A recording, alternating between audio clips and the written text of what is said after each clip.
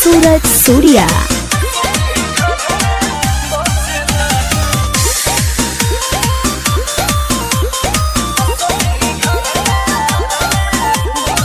Music by Priyanshu Singh. तारा वही सन लही का पके मोरे कोमल लही की सटी तहरा जरे।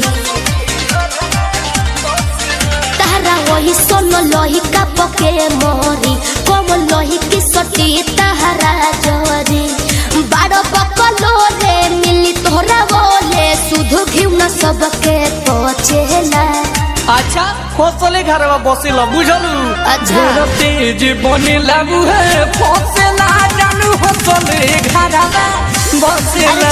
ढेर तेज बने लागू है फसेला सुनो हसले घरवा बसिला। का बुझी तार भरम बा।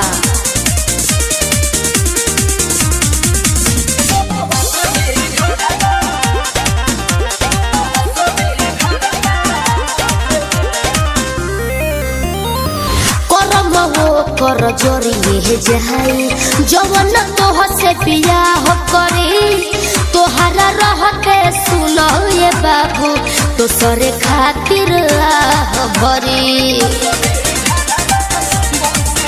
का बुझ रहो कहना मोरद मिले है वो करे जवन लईकी ढीले ले। करिया करिया हलई कहा सन के गोरे कनिया मिले ले। हो पहले शीशा में मुहुआ अपन देखना दूर हट जनी हम के निरेखना।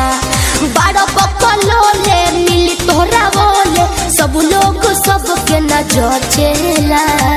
हर 4 जिले के लोग जानेला। ढेर तेज बने लागू है फसेला जानू हसले घरवा बसेला। ढेर तेज बने लागू है फसेला सुनो हसले घरवा बसेला। हर साल तो जान दियाला छपरा जिला घर। अब हम सब जानता नहीं। प्रेजेंटेड बाय सूरज सूर्या। केतना लोग गहिले ए बाबू तोहरा जैसन हो। हमारा दुल्हा चाही प्रियांशु सचिन साजन के जैसन हो। अरे हम सब बुझतनी। का बुझला का अपने से करे लूबा राजे अपना रूप के उहे खिस्सा कोइलू करे जा हंसे चलनी हंसूप के। सुन सुन ये प्रिंस ढेर बोलना होने हट देह धके मोर डोलना। बारा बकलो ले मिली तोहरा बोले झेतल धन ना रसेला। अच्छा फसले घरवा बसिला बुझलू। ढेर तेज बने लागू है फसेला जानू हसले घरवा बसेला। ढेर तेज बने लागू है फसेला सुनो हसले घरवा बसेला। चुप रहो।